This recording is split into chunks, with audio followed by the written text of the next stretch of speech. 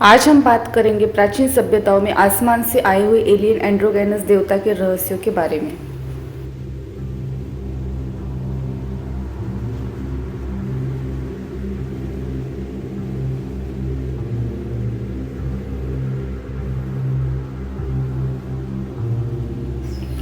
प्राचीन समय में अनेक सभ्यताएं एक रहस्यमय देवता की धारणा करती थी, जो अंधकार में लिपटा हुआ और समय समय पर पुनर्जीवित होने वाला था। इस देवता की विशेषता थी कि वह एंड्रोगाइनस था, इसलिए उनके आध्यात्मिक मन की अवस्था को अनेक सभ्यता में हर्माफ्रोडाइट डबल हेडेड के रूप में भी चिन्हांकित किया गया है। अंधकार से उजाला की प्रतीकता इस देवता में अत्यधिक महत्वपूर्ण थी। अंधकार से उजाला का प्रतीक इस देवता के पुनर्जीवन की प्रक्रिया को दर्शाने का साधन बन गया था। इसमें छिपी गहराइयों में अंधकार से बाहर आने और नए जीवन की शुरुआत करने का संकेत होता था।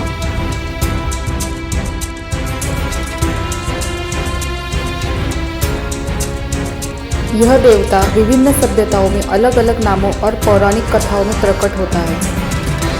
कुछ स्थानों पर इसे सूर्य और चंद्रमा के मिलन से उत्पन्न होने वाला देवता माना गया है, जबकि अन्य स्थानों पर इसे पृथ्वी और आकाश के समरस मेल का प्रतीक माना गया है।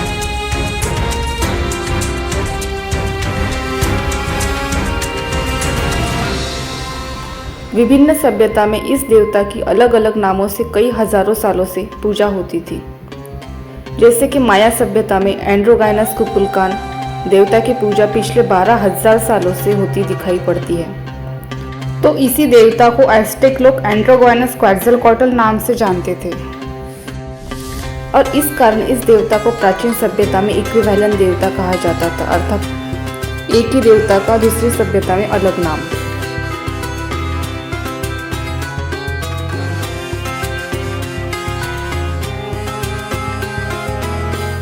इस देवता ने आसमान से आकर अलग अलग सभ्यता के लोगों को बाढ़ और प्राकृतिक आपदा के पश्चात अलग अलग नाम लेकर अलग अलग समय काल में लोगों को आर्किटेक्चर, मैथमेटिक्स, पिरामिड टेक्नोलॉजी, सभ्यता के लिए महत्वपूर्ण विषयों का ज्ञान दिया,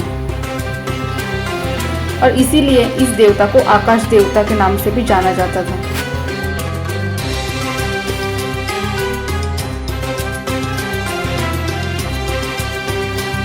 और ऐसा लगता है कि इस देवता ने अलग अलग समय काल में हमेशा बंद मुख एलियन फर्टिलिटी चिन्ह भविष्य की सभ्यता के लोगों के लिए इसके पीछे कोई एक व्यक्ति होने के सबूत के तौर पर समय काल में पीछे रखा। इसके बारे में आज इस वीडियो में हम गहराई से जानेंगे।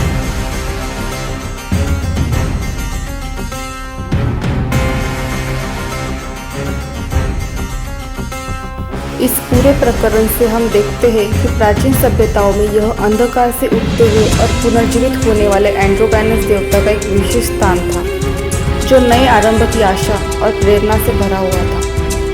यह हमें हमारी संस्कृति के महत्वपूर्ण और रहस्यमय अंशों को समझने में मदद कर सकता है।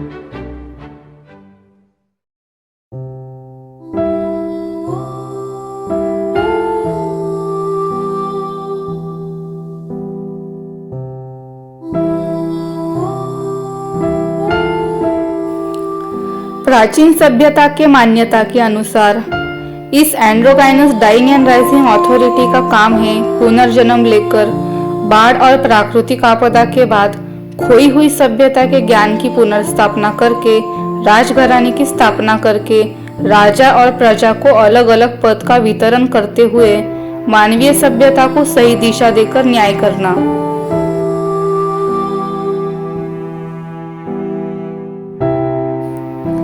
जैसे रोमुलस ने रोमन सभ्यता और राजघराने की स्थापना की, इस डाइंग एंड राइजिंग अथॉरिटी को अनेक सभ्यता में लाइट, थंडर और स्टॉर्म अर्थात तूफान का देवता भी संबोधित किया है। मान्यता के अनुसार रोमुलस रहस्यमय तरीके से तूफान और थंडर क्लाउड्स में लिपटकर गायब हो गए थे, जो बाद में उस समय काल में पूरे पृथ्वी पर कभी नहीं दिखे।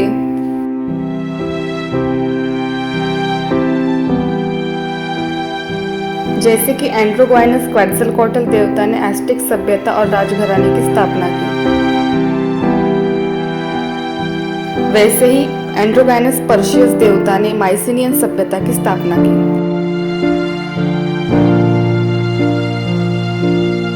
उसी प्रकार एंड्रोगाइनस ओडिन देवता ने यूरोप के कई सारे राजघराने की स्थापना की।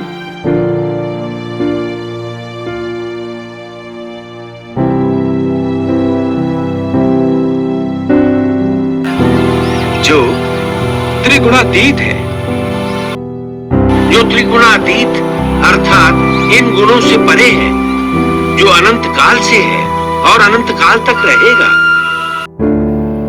मिस्र के बुक ऑफ द डेड में alien androgynous Osiris dying and rising authority को प्रिंस ऑफ इटर्निटी कहा है, अर्थात जो अनंत काल से पुनर्जन्म लेकर अलग अलग नाम लेकर सभ्यता की स्थापना करने का कार्य कर रहा है, जिसे प्राचीन सभ्यता में इक्विवेलेंट देवता की संज्ञा दी गई है। तो शायद इसी डाइंग एंड राइजिंग अथॉरिटी को भारतीय सभ्यता के वेदों में संस्कृत भाषा में त्रिगुणातीत कहा गया है, अर्थात यह आत्मा अनंत काल से इस पद की अधिकारी है।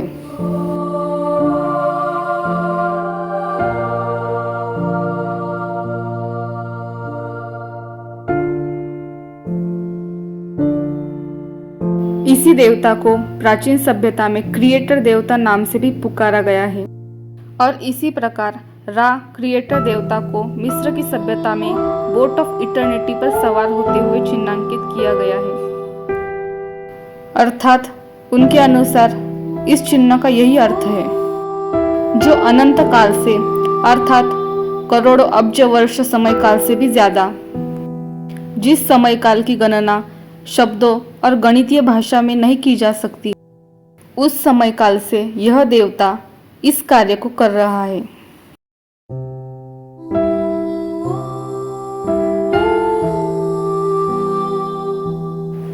इसी एंड्रोगाइनस अमुनरा देवता को मेसोपोटामिया में एंड्रोगाइनस मार्दुक नाम से जाना जाता है।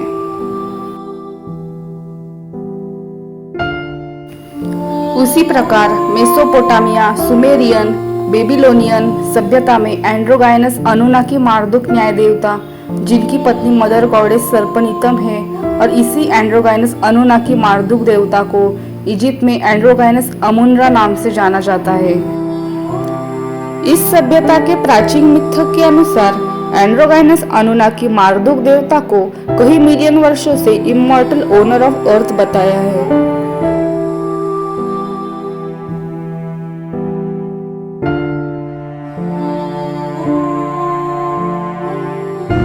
Amun-Ra, also recognized as Marduk in Sumerian text, was the chief god deity of Babylon and is an immortal Anunnaki alien who has covertly governed and owned planet Earth for millennia and still owns it now.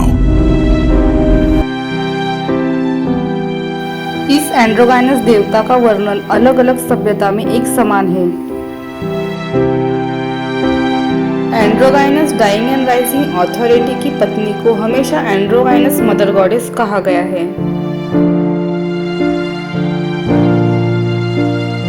Greek सभ्यता के androgynous Adonis dying and rising authority की mortal wife androgynous Aphrodite है। Mesopotamia की सभ्यता में एंड्रोगाइनस Anunnaki मार्दुक और उनकी पत्नी सर्पनितम को इटर्नल अर्थात अनंत से पति पत्नी कहा गया है।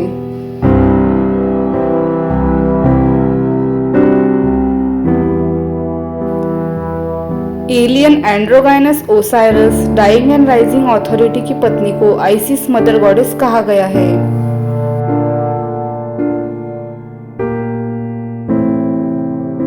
प्राचीन मान्यता के अनुसार ISIS mother goddess Greek Aphrodite की इक्विवेलेंट है, अर्थात एक ही अथॉरिटी का दूसरी सभ्यता में अलग नाम।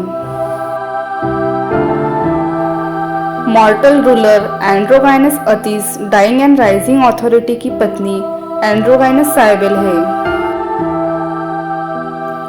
अफ्रीका की सभ्यता में एंड्रोगाइनस ओलोकोन की पत्नी को भी एंड्रोगाइनस मदर गॉडेस कहा गया है। इस एंड्रोगाइनस देवता को हमेशा अलग अलग सभ्यता में फर्स्ट मैन संबोधित किया गया है। उदाहरण के तौर पर अगर हम यह समझे तो प्राचीन चीन की सभ्यता में एंड्रोगाइनस फुंगशी, जिनकी पत्नी एंड्रोगाइनस नुआ मदर गॉडेस है, उन्हें फर्स्ट मैन संबोधित किया गया है। एंड्रोगाइनस कॉन्टिकी को भी पॉलिनेशियन आइलैंड पर फर्स्ट मैन कहा गया है। इस एंड्रोगाइनस सभ्यता के संस्थापक अथॉरिटी को हमेशा अलग अलग सभ्यता में सर्प के साथ चिन्हांकित किया गया है। इतिहासकार ओगोटमेली के अनुसार जैसे सांप अपनी खाल उतार देता है और नई लेता है, इस प्रकार एलियन एंड्रोगाइनस नुम्मो देवता के लिए जीवन और मरण है। इसी प्रकार अफ्रीकी डोगोन मिथकों के अनुसार एलियन एंड्रोगाइनस नुम्मो जब मरते हैं और पुनर्जन्म लेकर वापस आते हैं तो उन्हें अपने पिछले जन्मों के बारे में याद होता है। भारतीय हिंदू पवित्र ग्रंथ भगवत गीता के श्लोक 4.6 के अनुसार जो पुनर्जन्म की विचारधारा में विश्वास करते हैं, उनके अनुसार एक ऐसी दिव्य सत्ता है अर्थात डाइंग एंड राइजिंग अथॉरिटी है जो हर जन्म में बिना शरीर बदले जन्म लेती है और अपने पिछले जन्मों को याद रखती है। According to Bhagavad Gita verse 4.6, although he may appear like an ordinary person, he remembers everything of his many past births. He appears in his own body.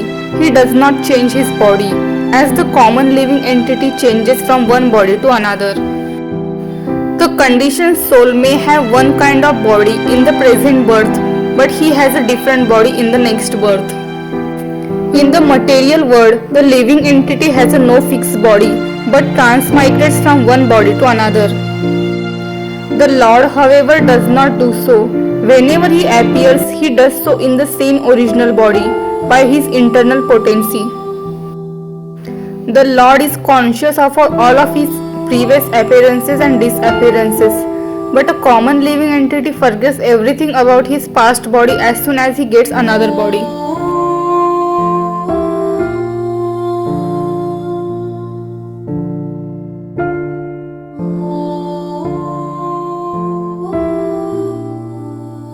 Dying and rising authority, oldest person in the creation.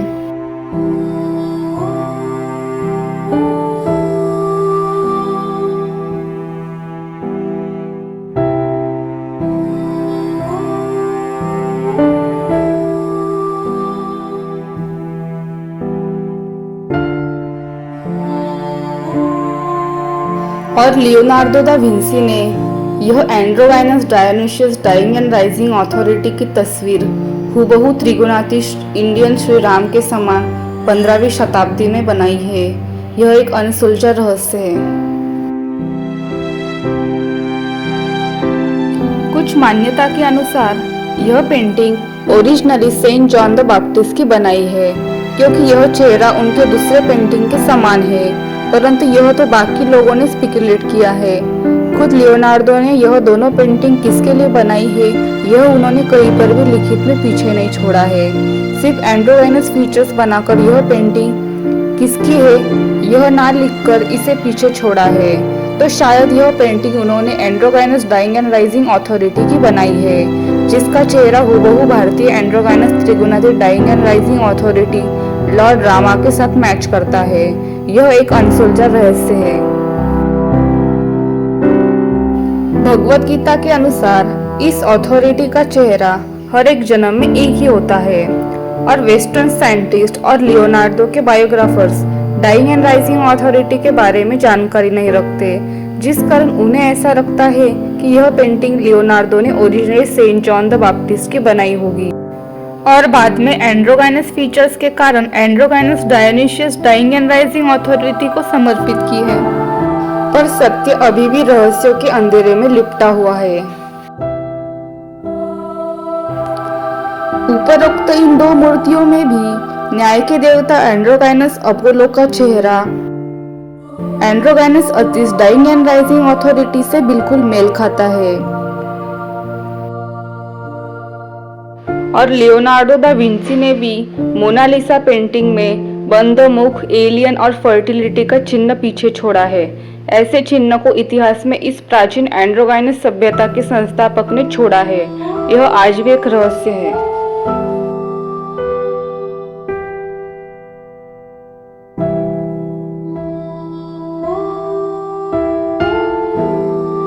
और Leonardo da Vinci का खुद का चेहरा भी alien Anunnaki इनकी के प्राचीन statue की एआई से बनाई तस्वीर से हूबहू मेल खाता है।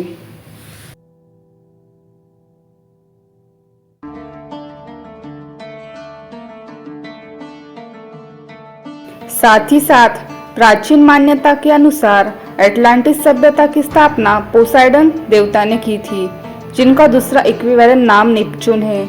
उनका चेहरा भी हूबहू लियोनार्डो के चेहरे के साथ मेल खाता है।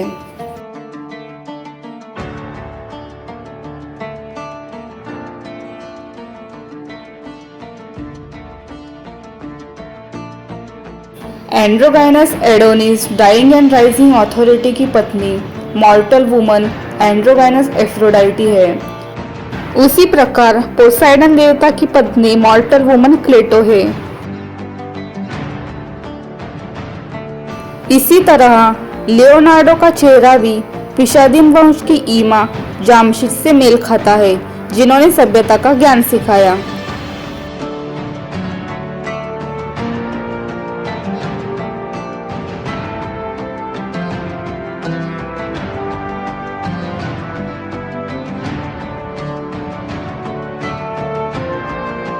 और राजा जामशिद ईमा को भी इसी एंड्रोगाइनस सभ्यता के संस्थापक अथॉरिटी के समान फर्स्ट मैन संबोधित किया गया है।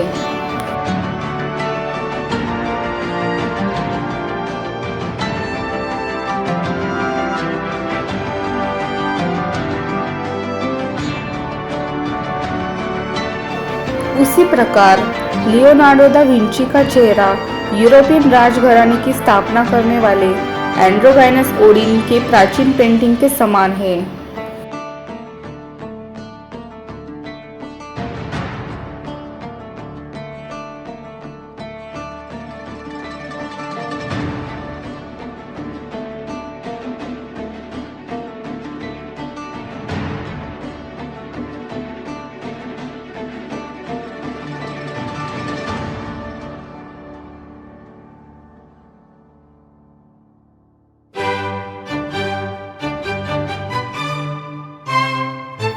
उसी प्रकार मुस्का सभ्यता के लोगों को सभ्यता का ज्ञान देने वाले बोचिका का स्टैचू का चेहरा हूबहू लियोनार्डो दा विंची के साथ मेल खाता है।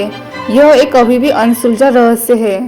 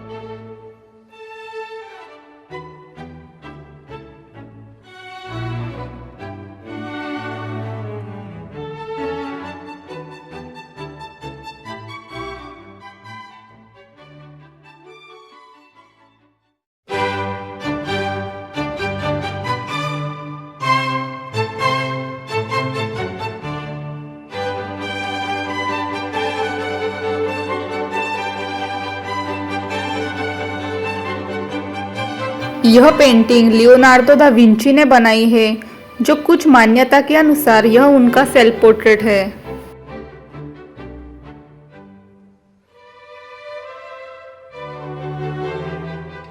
यह तस्वीर एंड्रोगाइनस इनकी एंड्रोगाइनस क्वैट्ज़लकोएटल के मिडल एज फेज के समान है, जो आज भी एक रहस्य बना हुआ है।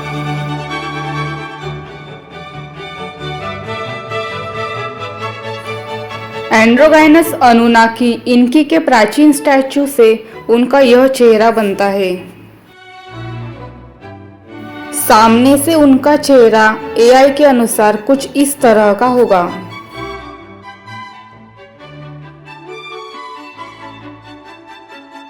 फिर मिडल एज में अनुनाकी इनकी का चेहरा कुछ ऐसा दिखता होगा।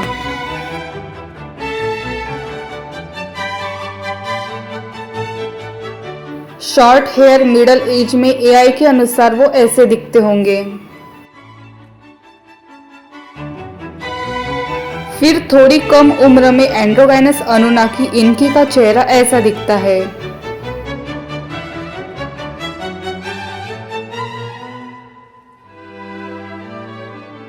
फिर यंग एज में एंड्रोगाइनस अनुनाकी इनकी भी हूबहू श्री राम भारतीय androgynous Indian dying and rising authority के समान दिखते हैं।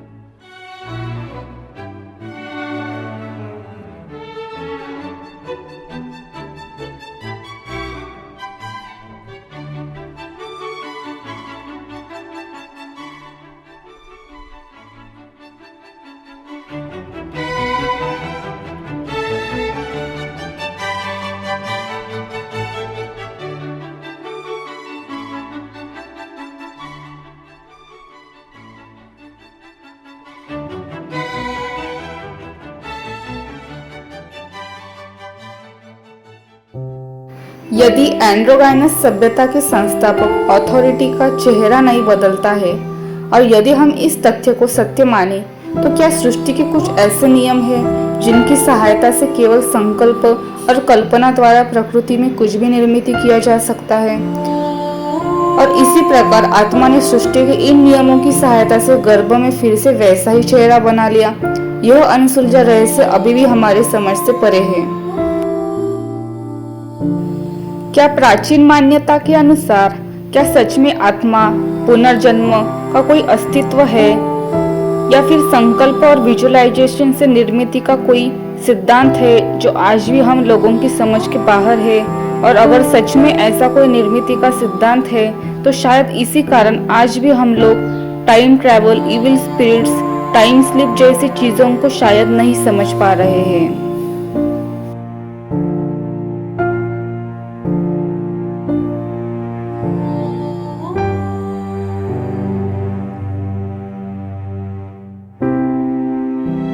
अगर माया सभ्यता की ओर मुड़कर देखें तो एंड्रोगाइनस कुकुलकन को माया सभ्यता में फेदर सर्पन कहकर सर्प के साथ चिन्हांकित किया जाता है।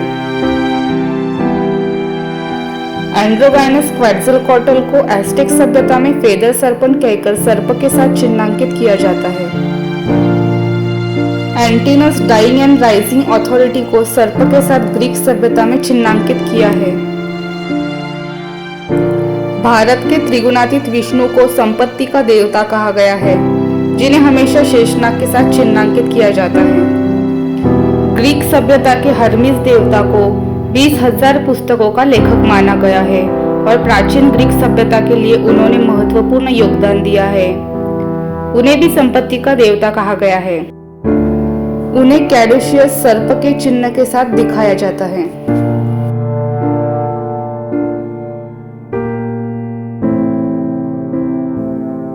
एंड्रोगाइनस कुकुलकान ने माया कैलेंडर समाप्ति के समय माया सभ्यता के लोगों को वापस आने का वचन दिया था। एलियन एंड्रोगाइनस अनुनाकी देवता के 2022-2023 समयकाल में पृथ्वी पर वापस आने की कहानियां मेसोपोटामिया की किताबों में हमें मिलती है।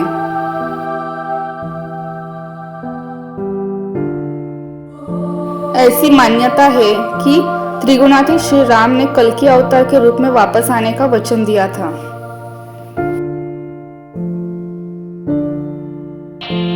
मैं कलयुग में कल्कि अवतार लेकर तुमसे मिलूंगा। उसी प्रकार एंड्रोगाइनस विराकोचा होपी सभ्यता के मान्यता के अनुसार मैसो, जिन्होंने होपी सभ्यता के लोगों को सभ्यता का ज्ञान दिया, जिन्हें वे पृथ्वी का पालनहार कहते हैं, उन्होंने भी वापस आने का वचन दिया था।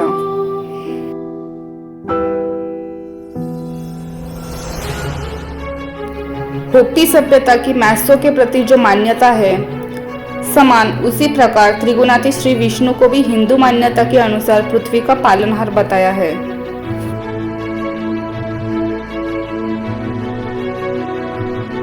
मिथक के अनुसार उसी प्रकार इनकारी, जिन्होंने एल पैतीती और इनका की स्थापना करके भविष्य में वापस आने की बातें की है।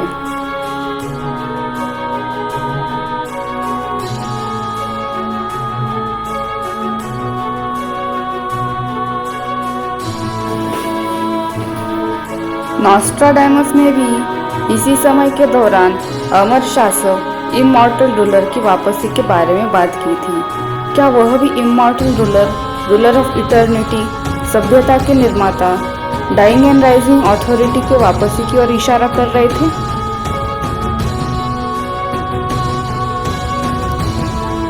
ब्रह्मा कुमारी के मान्यता के अनुसार परमात्मा शिव 84 जन्मों की सृष्टि चक्र में मनुष्य सृष्टि की सभ्यता की पालना त्रिगुणातीत androgynous Vishnu dying and rising authority द्वारा करते हैं।